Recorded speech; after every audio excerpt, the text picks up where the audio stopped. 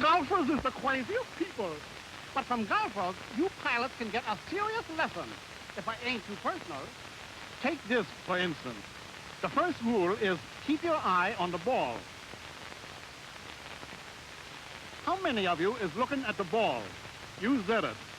Me neither. But in golf, there are certain things you gotta do the same way every time. First, you gotta get the ship trimmed for the zoom down the runway. Cowl flaps open, landing gear resting firmly on the ground. The stick is eased well back until a stall occurs. Now full throttle. And the maneuver is completed with a normal loop. For you newcomers' information, maneuver is not what you put on your victory garden to make your vegetables grow. Then comes the approach. The one that works best for me is, hiya, Toots. No, pardon me. That's a different game. I mean, to reach your objective successfully, and I know you alert pilots in the audience is now ready for tomorrow, you gotta follow an established procedure. Make the right way the only way. An established procedure is what a good golfer does as his second nature. What the professor was trying to say is that in flying the P-47, there's an established procedure to follow from the moment you approach the airplane until you turn it over to the crew chief at the end of the flight. It's a procedure which you'll learn so well that it'll become part of your second nature, simple and natural, a habit. Well, how's your ticking, Joe? There it goes, sir. That's good. The lieutenant's taking his first hop in the 47 today. Good. You're getting ready to go up in the 47. And as a part of your regular procedure, you make an exterior check of the airplane, reporting anything that doesn't look just right to your crew chief, who's your team partner.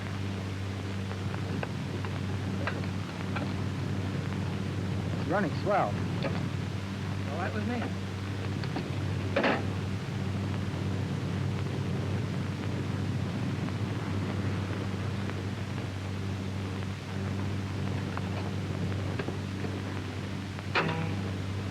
All right, Lieutenant, clockwise check. Gas selector on main.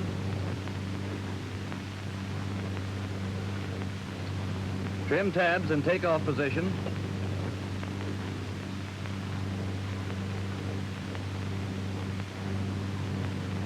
Flaps up. Landing gear down and locked. Oil and intercooler shutters checked for open. Turbo closed. Track your throttle 1/2 to 3/4 of an inch. Prop lever full forward. Mixture control and idle cutoff.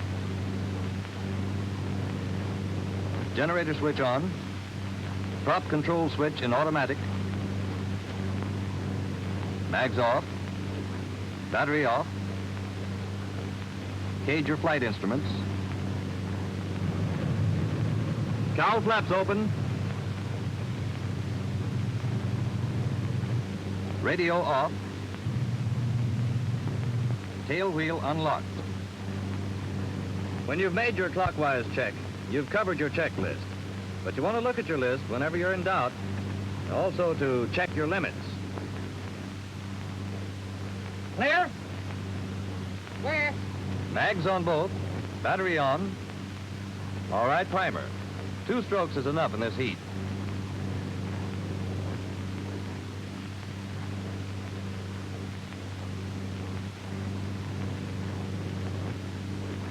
About 15 seconds on your energizer. Hold it till she whines.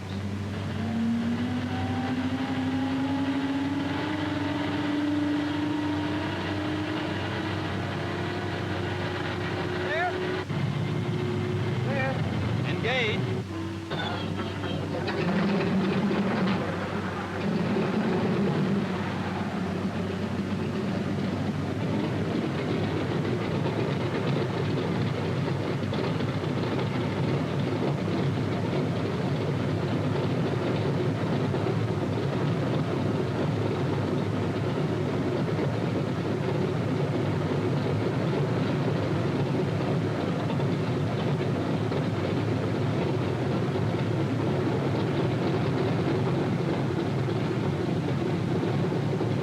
Radio on.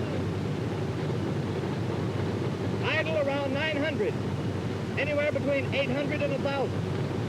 Check your oil pressure and temperature. Army 8283 to Pine Castle Tower. Standing by hangar 3 for taxiing instructions. Over. Pine Castle Tower to Army 8283. Okay to taxi. South on number 4. Over. Remember, you're going up between 8 and 10,000.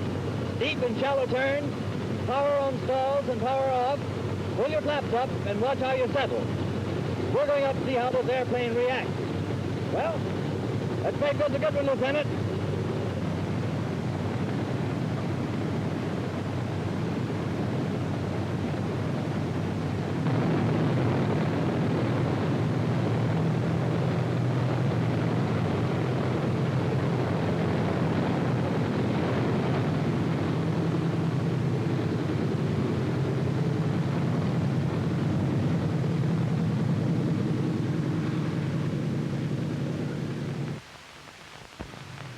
Here you go for number 1. You're S-ing all the time you're on the ground.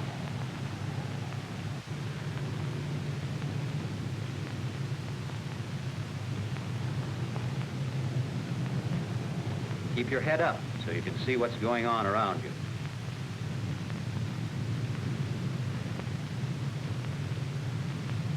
You'll come to know that the position of your wheels is just under your inboard guns.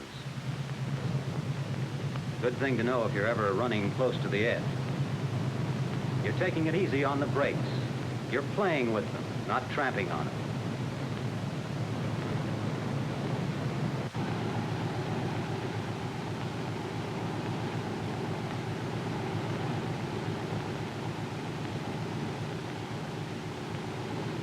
With mags and flap equalizer checked, we're ready to call the tower.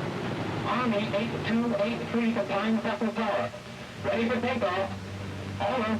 Pine Castle Tower to Army 8283. Okay to take off on number 4. Over. Like a kid crossing the street, you look up and down that runway.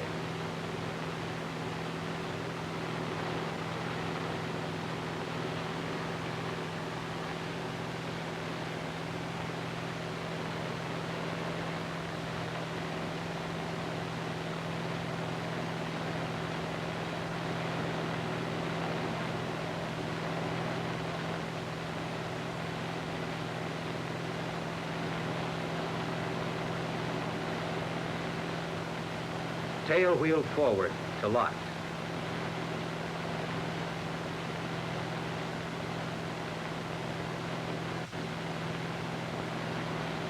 Clear your engine. Here we go for a good one. Throttle forward with a steady positive motion. You're flying your 47 down the runway. You're not taking for granted that you're going to stay in the groove just because the tail wheel's locked. Keep to the center.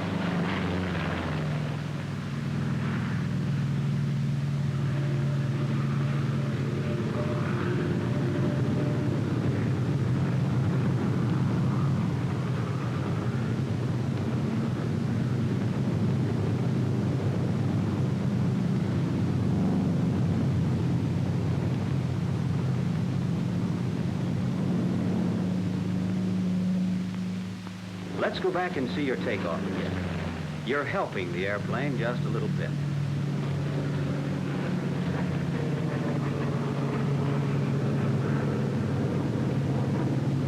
Feel your way to airborne.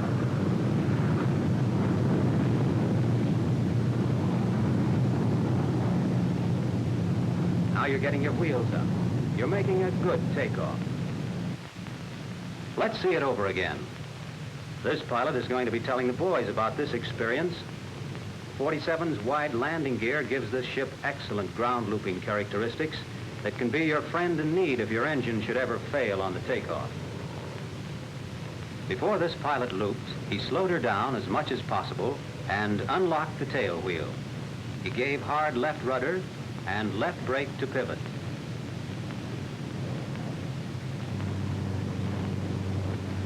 As for you, you're out of the pattern now and established in your flying.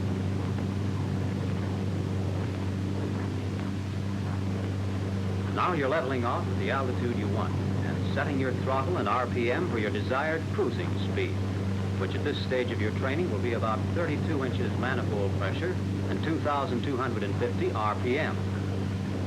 Switch from main to auxiliary. You want to keep those instruments in the green. Check your checklist on your operating limits.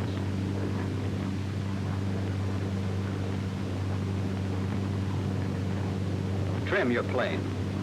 Trim tabs on the 47 are sensitive. You can trim your ship quickly and easily with a small adjustment.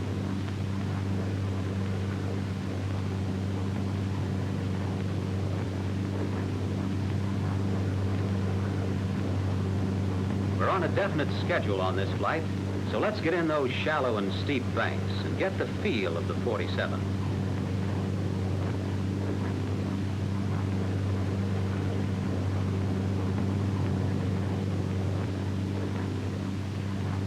Some low and high-speed turns, and check on your turning radius.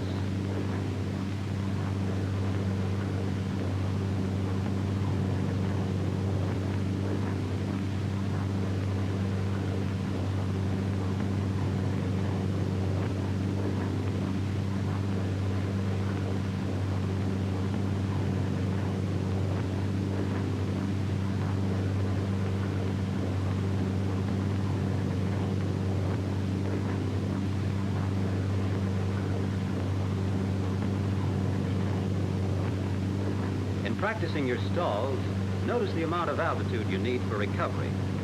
You won't be in any doubt about when the P-47 is going to stall. It'll let you know.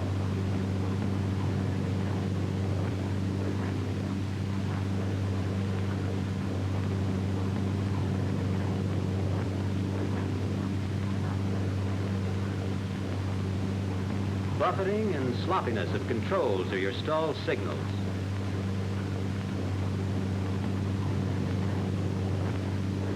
This airplane will drop straight. It has no tendency to spin.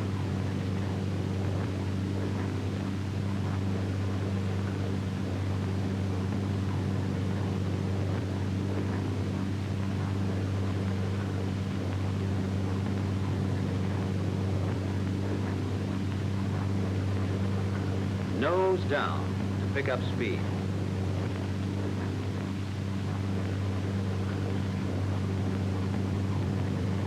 Let's have another one with wheels and flaps down.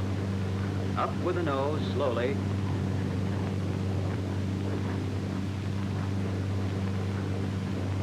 There she goes. Better check the stalling speed on your own individual airplane.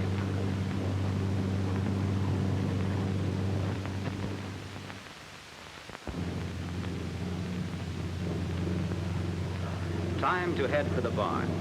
With your shoulder harness locked, you're making a clockwise check of the cockpit before landing. Gas selector turned to your tank containing the most fuel. Aileron and rudder in landing trim.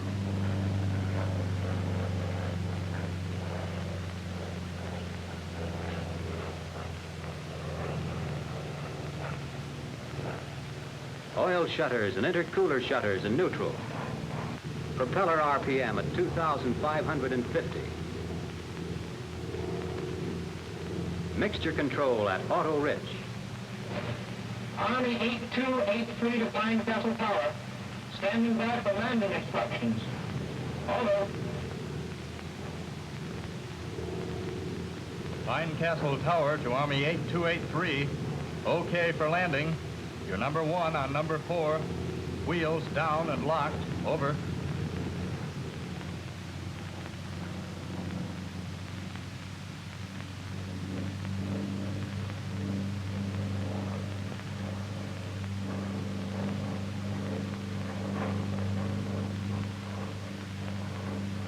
Wheels down and locked. Roger. Canopy open. Cowl flaps closed. Check your flap equalizer. You want the rod to stick out 3/8 of an inch. At 1,000 feet, you're coming in on the base leg. At the turn, you're 600 to 800 feet. 150 indicated airspeed. Coming out of the turn, you're at 500 feet.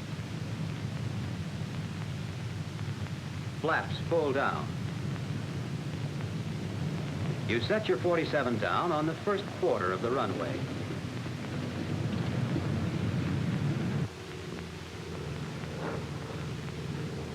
Here's how you look while you're doing it. Flaps coming down. Back on the throttle. You're establishing your glide, about 120.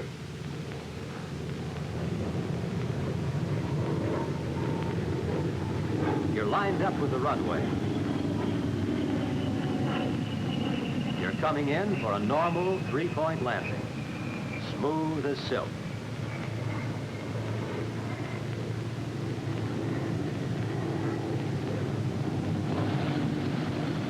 In the P-47, you don't lower your landing gear with your speed above 200.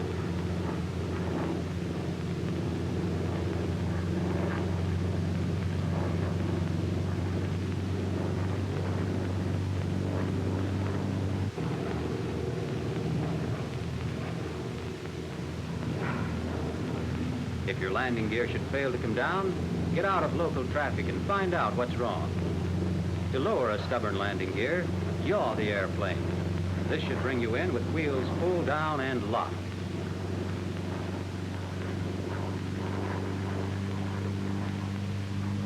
When you're making your turn for a landing, your speed is 150. Coming out, about 140. Never lower your flaps if your speed is above 190.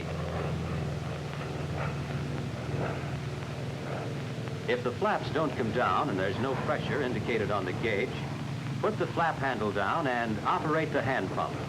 Be sure the landing gear handle is in neutral when you operate the pump.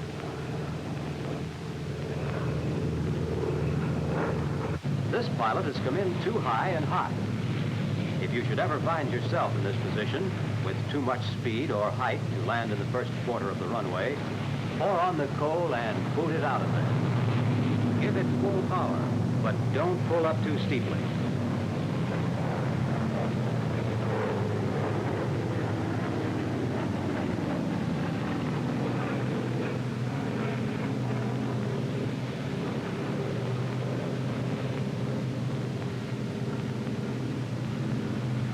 When you're above 500 feet, milk your flaps up.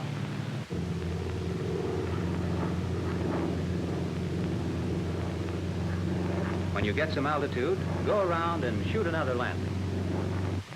You're making this a good one, but remember that a landing hasn't been completed until you stop rolling.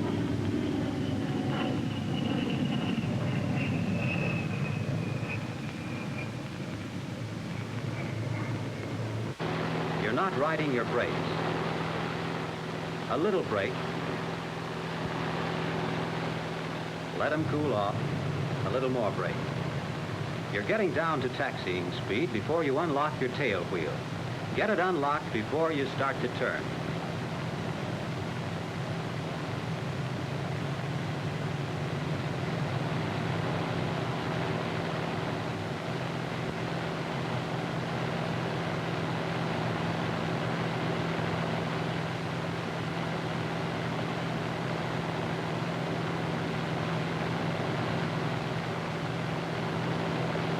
You're S-turning constantly to keep from chewing up somebody's tail. Cowl flaps open.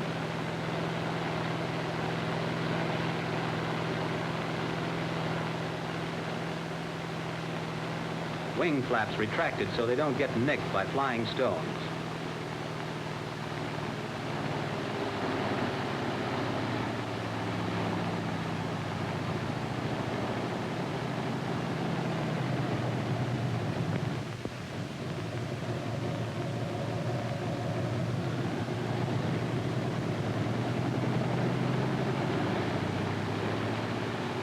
When you come into line, you want to leave your airplane the way you'd like to find it for an emergency takeoff.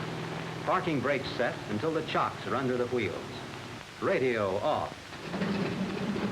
Clear the engine, 1,000 RPM, and then mixture control to idle cutoff. When the propeller stops rotating, cut the mags. Battery off. Fuel selector off. Rudder and aileron trim tabs to neutral. Flaps down. Generator switch off. Flight controls locked.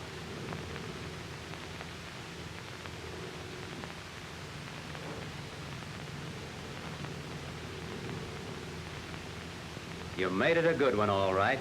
You knew what you were doing all the time, and you didn't take anything for granted. You took all the necessary safety precautions for ground personnel, yourself, and the airplane.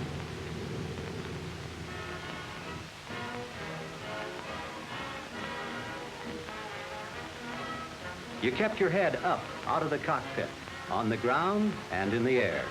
You S-ed the airplane all the time on the ground. You used the throttle smoothly on takeoff. You got off the ground nicely. Felt pretty good, too. You glanced frequently at your instruments to see that temperatures remained in the green. You used your time in the air to feel out the P-47, to discover stalling speeds and turning radius. And when you came in, you made a proper turn and approach.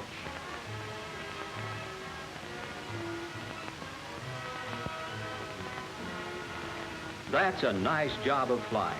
The kind of flying that helps any pilot through transition and into combat.